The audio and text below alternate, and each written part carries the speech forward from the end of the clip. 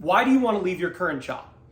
It's one of the questions that you'll almost always be asked in an interview, and it's absolutely critical that you get it right. In today's video, we're going to walk through what you need to avoid doing and what you need to do to absolutely nail this interview question. Let's go. Now, first things first, I consider this to be a CIQ, critical interview question. And by that I mean, it's a question that you will be asked in just about every interview you ever have. They want to know why you're looking. Why are you looking to leave your job? Why is it we're even talking? And it's also critical because if you do not get this right, if you say something wrong, it can absolutely derail your candidacy as someone who is trying to land a new job. So it's critical that you nail this question. Now, one of the biggest mistakes people make is answering this honestly. And I mean that when it's negative, right? When you're leaving something, when you're leaving your job because you hate your boss, you hate your company, you hate the work, whatever it is, right? If you have a reason why you need to leave and you are unhappy, answering it honestly, right? And being negative about where you're coming from can actually hurt your candidacy. One of two things will happen to you, and neither one is good. One, if you're honest and you say, look, I need to get away from this place, it's going to erode your leverage. As a candidate, you want to make sure that you retain your leverage so you can get the best possible offer. But if you tell them, I'm really unhappy, one of the things that's naturally going to happen is they're going to say, you know what? I think we could probably get this candidate for a little bit cheaper because I know they are unhappy. You don't want that to happen to you. Now, the second thing that could happen is they might look at you and go, man, this person was really negative in their interview. Maybe they're the problem. Maybe it's not there's a bad culture. Maybe that there's an issue with them and that's why they're looking to jump ship. Now, that is not fair, but I've been in the recruitment industry for almost 15 years and I can tell you both of these things absolutely happen. So what do you say instead?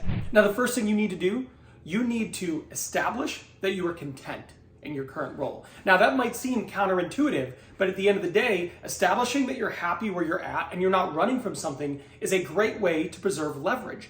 It lets them know that, hey, we're gonna have to make a fair offer to this candidate because they're happy. They could just as easily return to their current job. So while that seems counterintuitive, it's actually incredibly strategic. The way that sounds is they'll say something like, hey Ben, so why are you looking to leave your new role?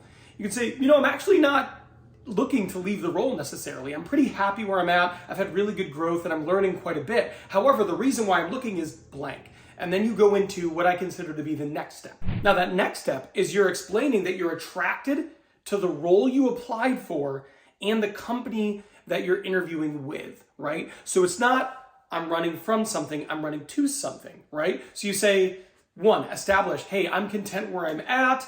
I work for a really good company and I've got a great team and things are going well. However, I'm really interested in this role. This role seems to be exactly what I'd like to be doing next in my career, and I've always respected your company. And you can even list like a reason or two there, but this is part of a three-step plan. Establish your content, establish that you're only interviewing with them because this role is a great match for you and you're attracted to the organization, and now the third step. Now the third step is aligning your why. You're going to talk about something you don't get to do in your current role, but it's part of what you would get to do in this role, right? So you're basically letting them know that the only reason you're looking is because this role, is a good step for you and you respect their company, but also what you want to be doing more of is something that you're going to get to do in this role. Preferably that's something that they've communicated to you or it's in the job description. Okay, so what does this sound like altogether? Hey Ben, why are you looking to leave your current job? That's a great question. I'm actually not necessarily looking to leave. I'm pretty happy where I'm at. I've got a good team and I've learned quite a bit while I've been here. However, I saw this role online and it really intrigued me and I've always respected your company. Now, one of the things in my current role is I don't get to do enough business development.